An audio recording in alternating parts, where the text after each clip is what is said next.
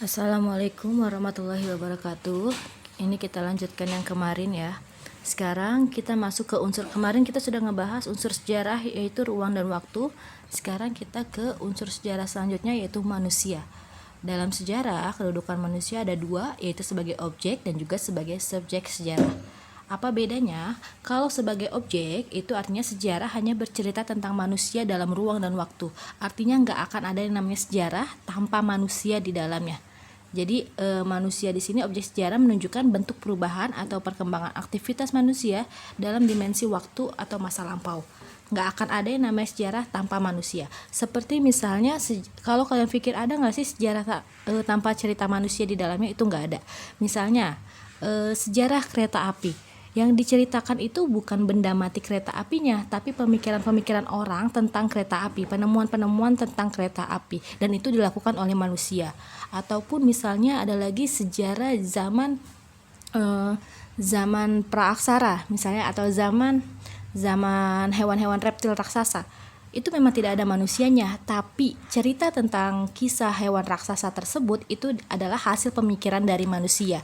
Jadi tetap walaupun manusia bukan sebagai pelaku kejadian sejarah tersebut, tapi itu adalah hasil dari pemikiran manusia. Jadi nggak ada yang namanya sejarah tanpa manusia di dalamnya. Nah, selanjutnya manusia sebagai subjek sejarah. Artinya di sini manusia yang berperan sebagai pelaku sejarah.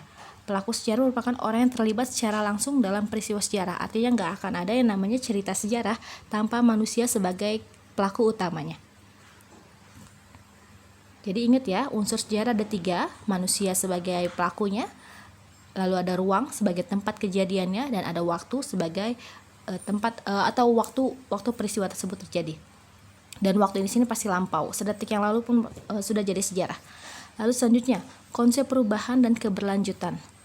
Nah, di sini kehidupan manusia itu ada 2 warna, ada perubahan dan ada keberlanjutan. Ini bisa saling mempengaruhi ya. Apa itu perubahan? Perubahan adalah ketidaksamaan suatu keadaan dengan keadaan lainnya dari waktu ke waktu, yaitu namanya berubah. Jadi ya kalian berubah kalian berubah dari dulu kalian SMP, sekarang kalian SMA. Nah, keberlanjutan, perwujudan dari proses perkembangan kehidupan masyarakat yang terus berlanjut meskipun situasi dan kondisi berubah. Artinya apa? Artinya ada lanjutan. Dari kalian tadinya SMP, akhirnya kalian naik jadi SMA. Kalian berubah dan berlanjut pendidikannya, seperti itu. Nah, perubahan dalam kehidupan manusia disebabkan oleh faktor tertentu. Ada 3 faktor yang mempengaruhi perubahan. Apa saja? Ini yang pertama adalah faktor alam. Faktor alam di sini waktu ya, waktu yang terus berlanjut. Jadi otomatis kalian pasti berubah karena kalian pun berkembang.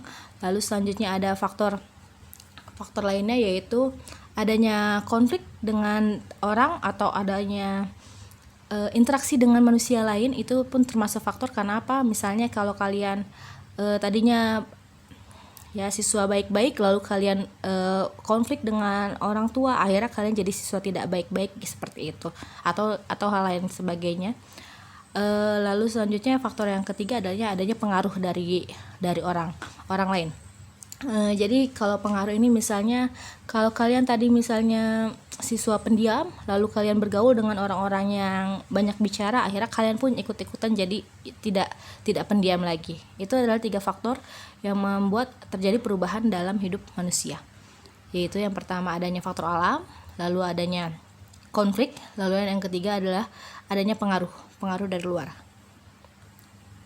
Nah, selanjutnya kehidupan manusia dalam perubahan dan keberlanjutan. Kita lihat ini adalah foto tahun 1936 Tugu Jogja ya. Tugu Jogja tahun 36 dan Tugu Jogja tahun 2019. Kedua gambar ini menunjukkan perubahan dan keberlanjutan. Mengapa? Apa bentuk perubahan dan keberlanjutan yang tampak pada gambar? Kalian bisa menganalisis tidak 2 gambar ini. Ini sama tugu yang sama tapi dengan tahun yang berbeda, tahun 36 dan tahun 2019. Perubahan yang dialami manusia mencakup aspek seperti komposisi penduduk. Kita lihat Jogja di tahun 36 ini terlihat ramai, tapi sebenarnya tidak seramai ini. Tapi Jogja di tahun 2019 kita lihat rumahnya sudah sangat padat. Artinya apa? Penduduk semakin lama semakin tinggi. Lalu selanjutnya kondisi lingkungan. Kita lihat kalau kita bisa sadari tahun 36 dengan tahun 2019 otomatis jelas suasana udaranya pun berbeda. Karena apa? Lingkungan kita makin lama makin memburuk keadaannya. Karena apa? Jumlah manusianya semakin banyak. Lalu selanjutnya sistem hubungan sosial. Kita nggak usah ngebandingin Jogja tahun 36 sama 2019, kita bandingkan saja kehidupan kita sekarang. Sistem hubungan sosial yang dulu sangat erat hubungannya, misalnya antara kakak kelas dan adik kelas, sekarang seperti ada jurang pemisah antara senior dan junior. Itu pas terjadi sampai saat ini juga ya.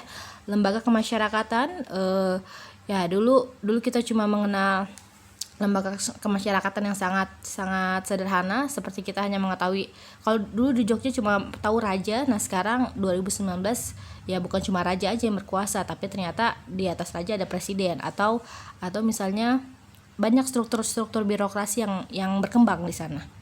Nah, perubahan-perubahan itu disebut dengan perubahan sosial. Perubahan sosial memiliki sifat berkelanjutan, artinya perubahan tersebut tidak berhenti pada satu titik saja, tetapi terus berlanjut ke tahap perubahan lainnya. Artinya apa? Misalnya komposisi penduduk yang tadinya cuma 20 orang, akhirnya jadi 30 orang, itu nggak akan berhenti di tahun 2019, nanti bisa aja sekarang tahun 2020 udah nambah lagi. Lalu selanjutnya sistem kondisi lingkungan. Kondisi lingkungan yang dulunya misalnya udaranya baik, sekarang tidak terlalu baik, bisa aja nanti tahun 2030 semakin membaik atau semakin memburuk, kita nggak pernah tahu. Nah itu namanya perubahan dalam keberlanjutan. Berubah tapi merupakan hasil lanjutan dari kejadian sebelumnya. Oke, untuk materi hari ini cukup sekian tentang kehidupan manusia dan juga tentang perubahan dan keberlanjutan dalam sejarah. Kita sambung lagi minggu depan. Sampai sini, wassalamualaikum warahmatullahi wabarakatuh.